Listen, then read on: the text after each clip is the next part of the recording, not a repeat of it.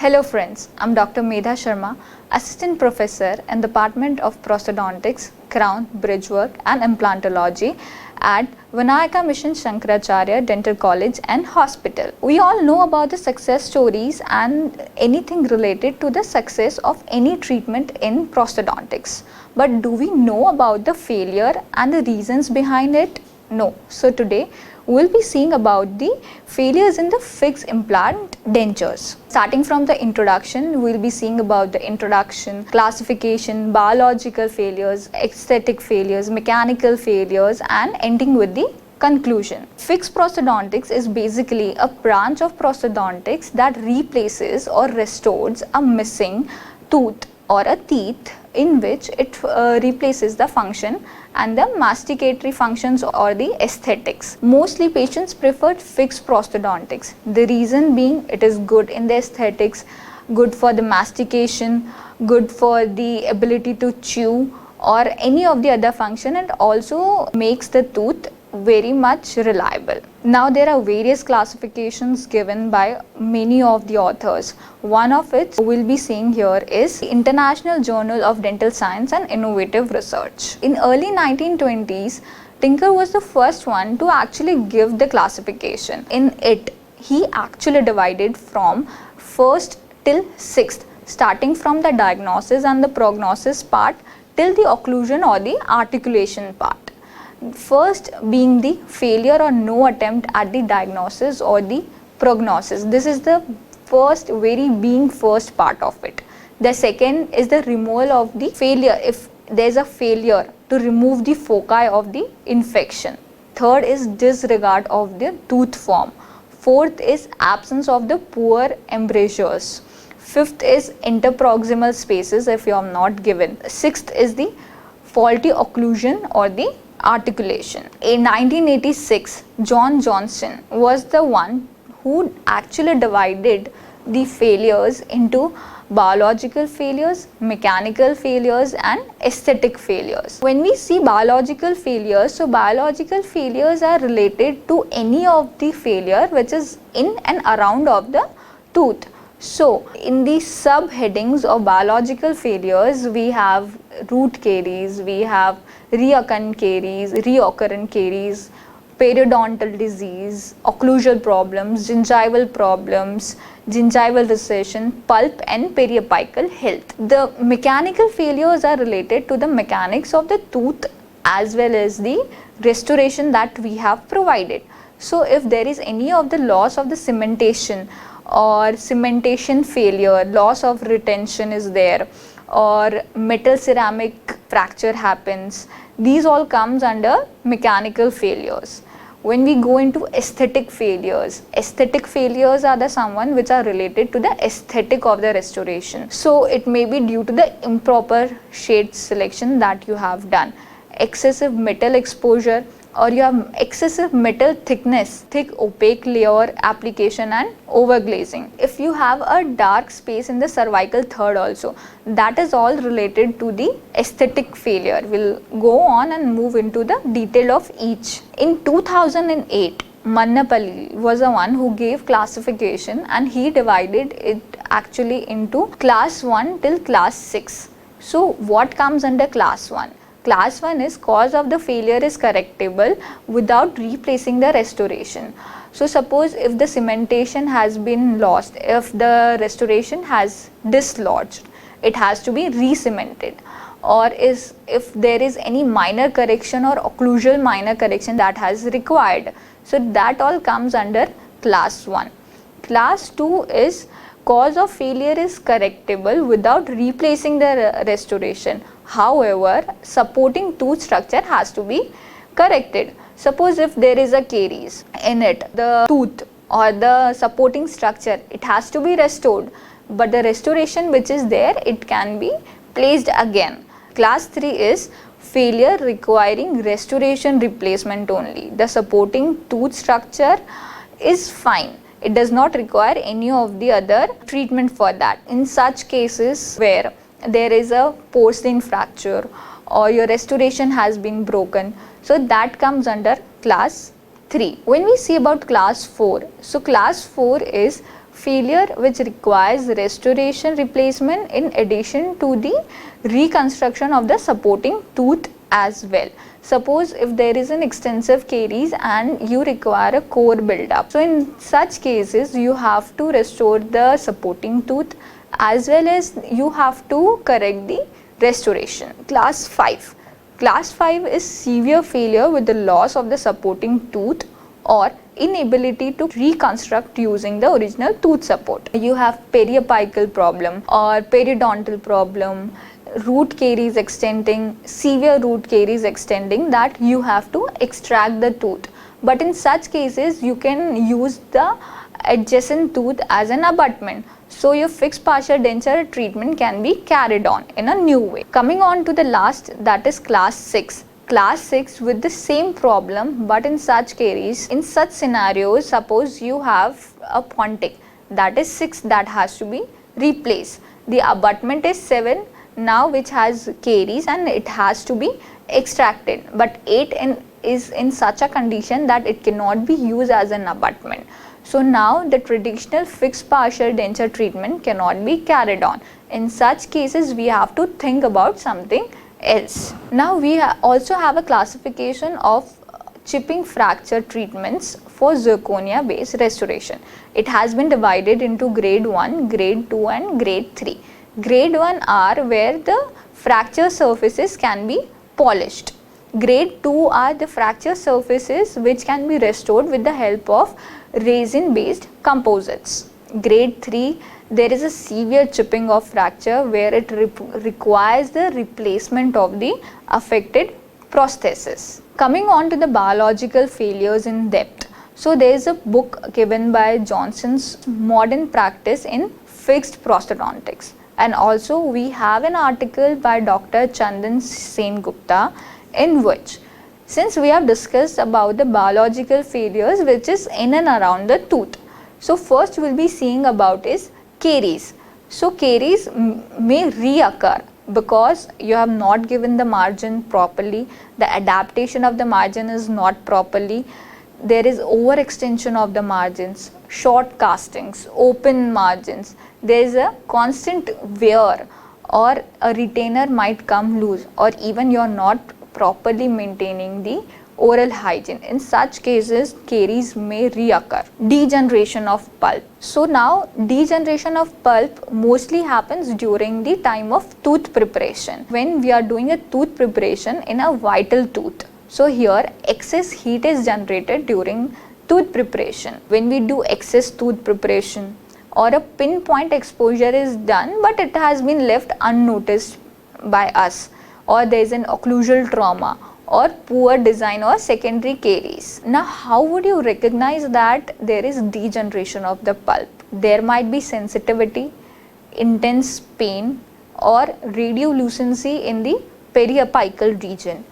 If you see this area, this looks like the degeneration of the pulp. Now you have the recession of supporting structures or periodontal breakdown. Any of the load which is given onto the restoration, that would lead to the periapical region. So if there is a loss of supporting alveolar process, it might result from various factors such as the length of the span. It is very important. If the length of the span is much and you have been giving a load, so that might also lead to the recession of supporting structure.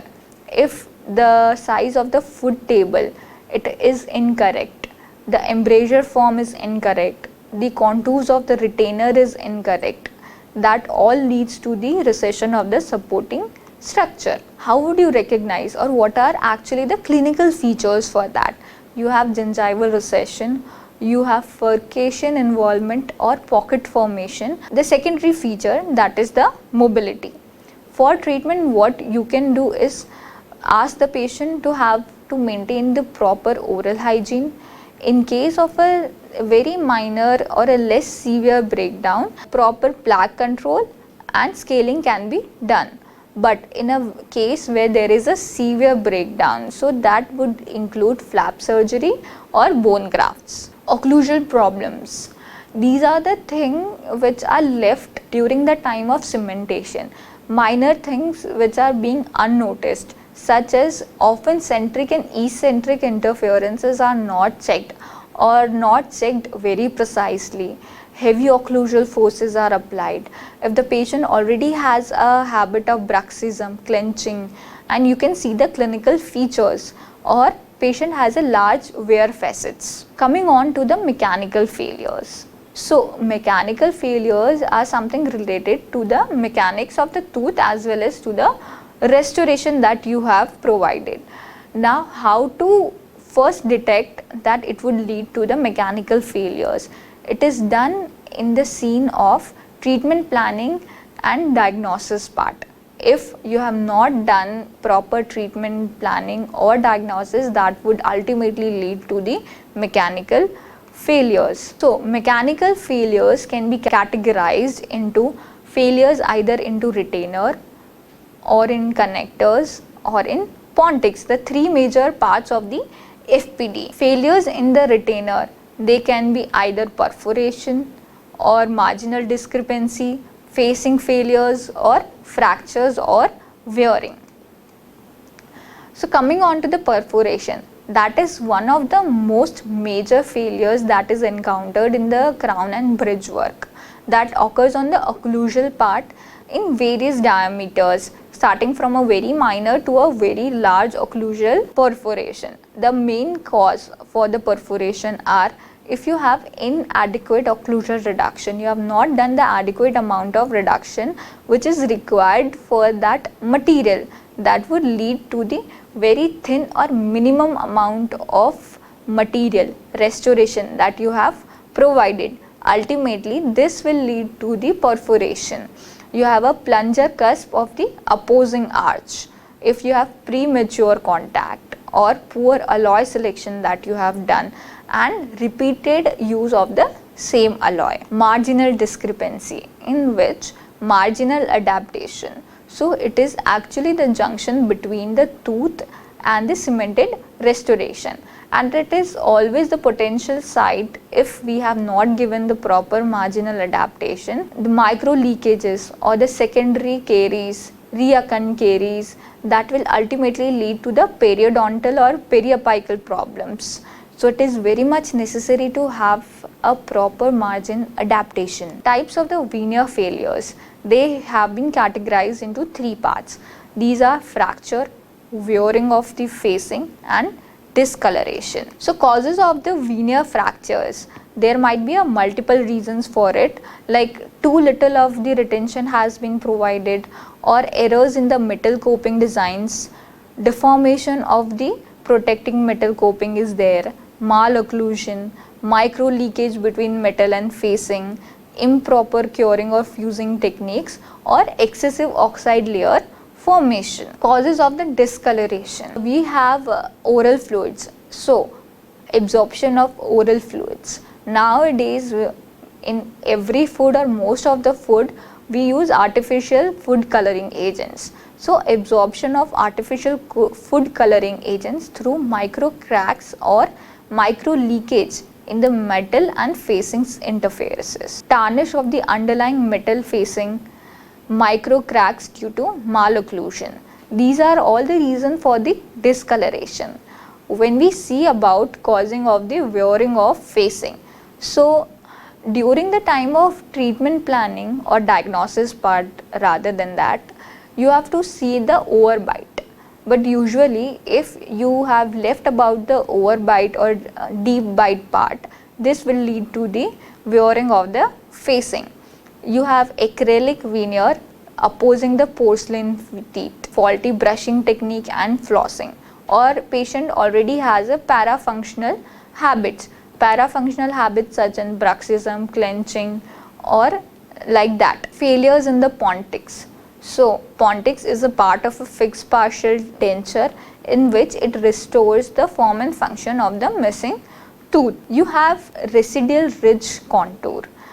Residual ridge contour has to be seen or diagnosed at the very initial time, in which sometimes what happens in the case of trauma or improper fit of the previous removable partial denture, the residual ridge counter may be damaged or hampered.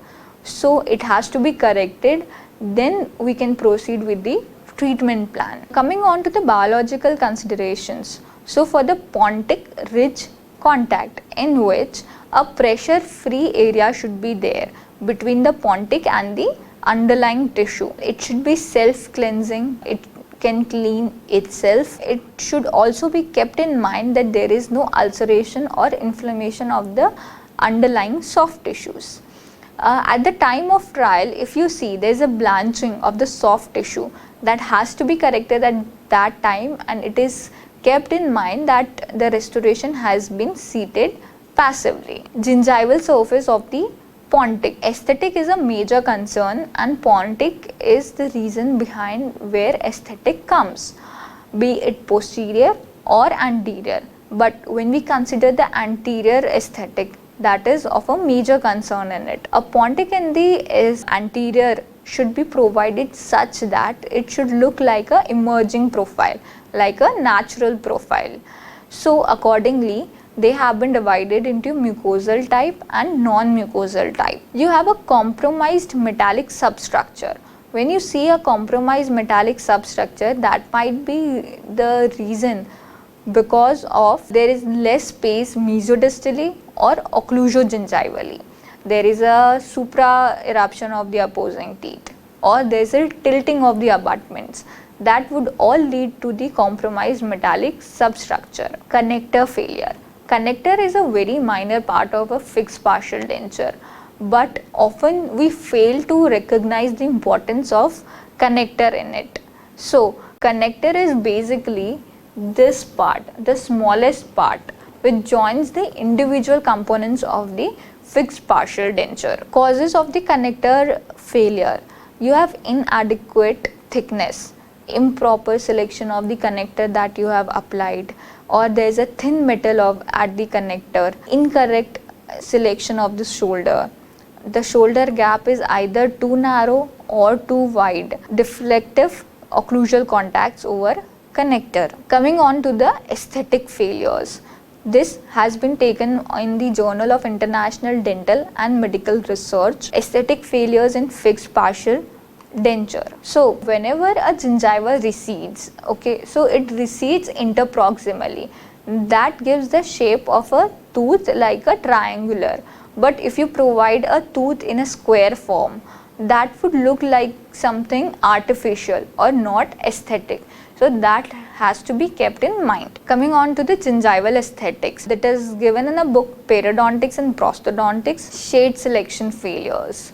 So the first appeal of the restoration or any of the aesthetic part, that is the major concern over the aesthetic shade selection. There has been a many difficulty over choosing the right shade selection. Shade selection involves the perception of color, which depends on three entities, that is light, object and visual detection. Now if we see what are the reasons for the failures of aesthetic failures.